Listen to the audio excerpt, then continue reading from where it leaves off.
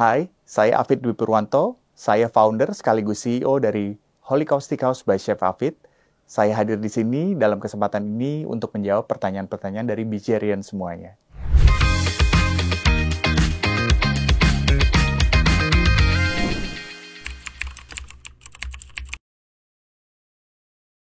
Latar belakangnya saya melakukan penawaran untuk pendanaan di Outlet Cijantung ini adalah karena besarnya permintaan dari calon-calon investor, namun kami sadar bahwa kemampuan tiap investor itu berbeda-beda.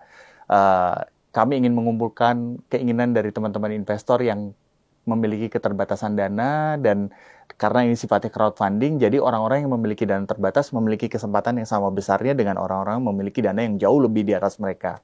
Jadi ini jadi salah satu kesempatan dan opportunity kita juga sebagai Holy Cow Steakhouse by Chef Afid untuk lebih bisa menjangkau ke investor-investor yang lebih kecil namun jumlahnya lebih banyak, supaya mereka bisa turut serta merasakan manfaat dari bisnis ini.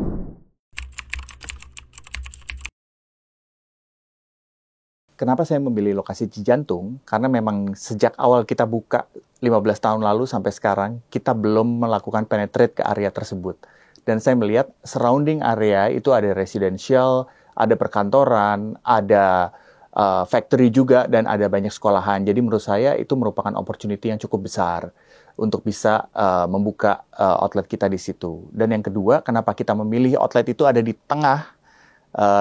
Nah, tengah ini merupakan suatu communal area yang cukup baru di situ dan cukup hip gitu ya, cukup baru, dan tiap malam tuh banyak orang datang karena ada live event, ada band dan lain-lain, dan kita melihat itu jadi opportunity tambahan. Dan di area tersebut juga banyak development residensial, terutama ada apartemen yang sedang dibangun, dan itu kita menilai bahwa area tersebut sudah memiliki captive market yang mungkin akan secara rutin bisa consume produk kita.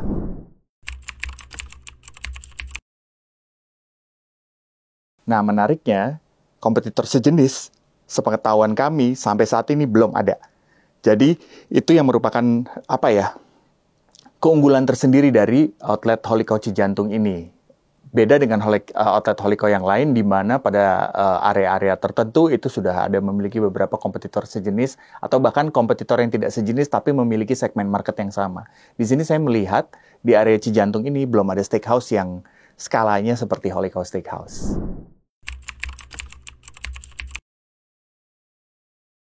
Yang menjadi target konsumen kita, karena kita memang segmennya adalah di middle class, upper middle, lower middle sedikit, jadi target kita lumayan luas. Dan tadi seperti yang sudah saya jelaskan di awal, target market kita di area tersebut adalah banyak sekali. Karyawan-karyawan perkantoran, manajer-manajer pabrik yang ada di situ, instansi pemerintahan, karena kita lihat di situ banyak area dekat Cilangkap dan lain-lain ya. Jadi kalau mereka mau melakukan meeting sambil makan steak gitu, itu bisa ke tempat itu. Dan juga mungkin mahasiswa-mahasiswa, keluarga-keluarga muda yang rumahnya ada di daerah situ, yang mereka baru memulai keluarga, dan itu yang menjadi catchment kami gitu loh, yang menjadi target market kita.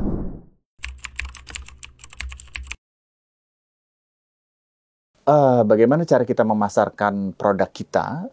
Pertama-tama Holy Cow adalah salah satu brand yang sedari awal kita melakukan campaign itu lewat sosial media. Dulu zaman Twitter 15 tahun yang lalu, Holy Cow itu terkenal karena viralnya di Twitter, dan itu salah satu cara kita. Jadi kita memang dari awal selalu mengedepankan marketing and promotion lewat sosial media. Sekarang lebih lengkap lagi, ada TikTok, ada Instagram. Jadi kita mengadakan promo-promo itu lewat sosial media. Jadi kayak mungkin posting a story di sosial media nanti bisa dapat free dessert atau apa, itu tergantung dengan promo yang akan kita lakukan.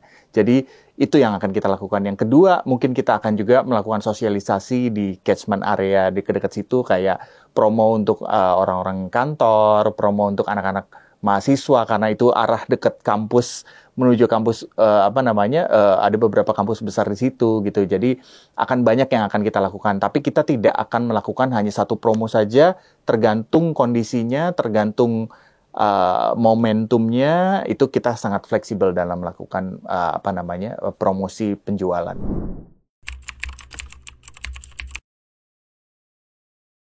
Outlet Cijantung ini adalah outlet kami yang ke-32.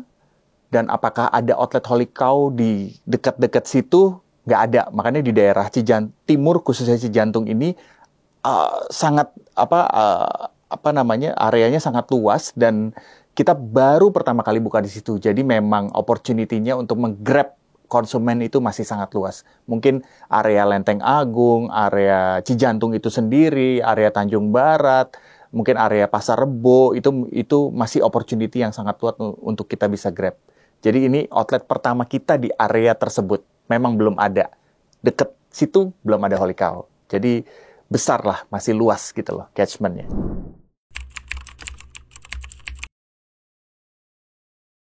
Menu bestseller dari Holy Cow Steakhouse by Chef Hafid udah tentu Holy Cow itu terkenal dengan Wagyu-nya. Tapi bukan Wagyu yang mahal seperti di restoran berbintang 5. Wagyu kita cukup affordable untuk semua orang, atau bahkan kita juga terkenal sebagai restoran yang mengenalkan Wagyu ke halayak ramai gitu di awal.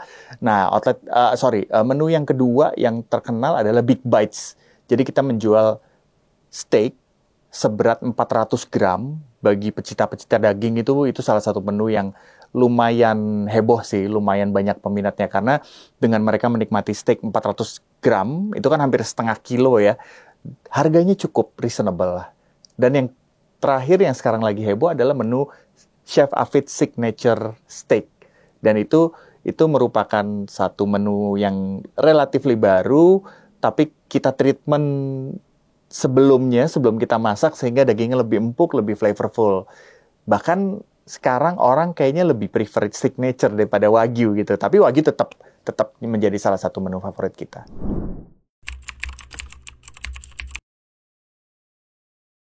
Penilaian konsumen terhadap Holy Cow Steakhouse by Chef Hafid, kalau menurut saya so far mereka cukup happy, mereka cukup loyal, dan itu menandakan bahwa produk yang kami jual cukup berhasil. Dan itu yang membuat kami bertahan selama 15 tahun ini. Terutama pada saat COVID, itu membuktikan bahwa loyalitas konsumen itu cukup kuat. Berarti kan mereka happy dengan produk kita. Itu performance kita pada saat COVID itu masih cukup mengembirakan. Orang bela-belain makan di mobil, mulai dari pesan sampai dia bayar. Mereka makan di mobil, tidak perlu turun di mobil, itu mereka ngebela-belain gitu loh. Jadi menurut saya, ya walaupun komplain itu akan selalu ada. Komplain itu kan berkaitan dengan service, mungkin dengan produk dan lain-lain. Tapi menurut saya tingkat kepuasan konsumennya Holy Cow itu cukup tinggi. Dan kalau saya boleh declare, ya mungkin kita salah satu market leader di affordable steakhouse di Indonesia.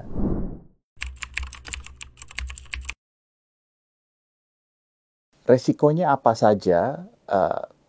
Holy Cow adalah suatu bisnis. Seperti yang kita tahu, dalam berbisnis tidak ada jaminan untuk kita mendapatkan profit secara terus-menerus, atau tidak ada jaminan untuk bahwa bisnis ini akan menguntungkan.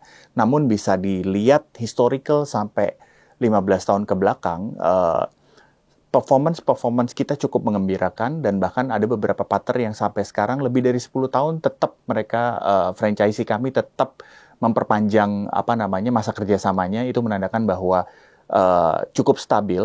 Namun resiko itu akan tetap selalu ada, di mana dalam satu tahun pasti ada bulan-bulan yang low, ada bulan-bulan yang naik. Mungkin bulan-bulan low pada saat bulan-bulan yang low itu biasanya di Q1, itu biasanya berkenaan dengan budget orang udah habis pada saat mereka spending liburan tahun baru, atau pada saat bulan-bulan orang tua harus bayar sekolah anak dan lain-lain. Nah, kira-kira mitigasi apa yang saya lakukan? Biasanya kita melakukan beberapa promosi seperti menu yang lebih affordable, mungkin menu buy one get one, supaya traffic itu bisa kembali lagi ke tempat kami.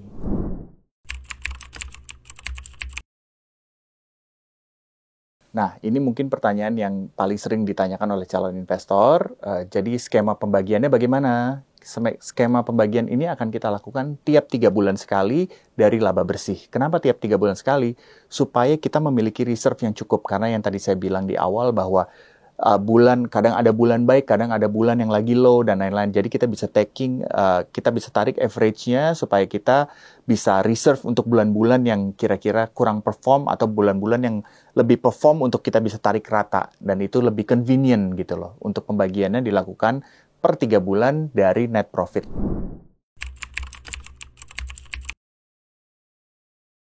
Mengenai proyeksi BEP, untuk perhitungan yang relatively konservatif, kami sudah hitung dengan capex atau investasi senilai 1,2 miliaran. Perhitungan BEP kita sekitar mulai dari 4 sampai 5 tahun, dengan yield dividen per tahunnya sekitar mulai dari 2% sampai 24%. Ini hitungan konservatif.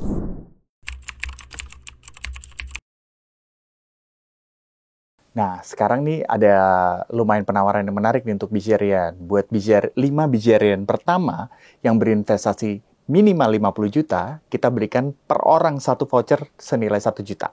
Voucher Holy Cow loh, 1 juta bisa makan steak, banyak banget.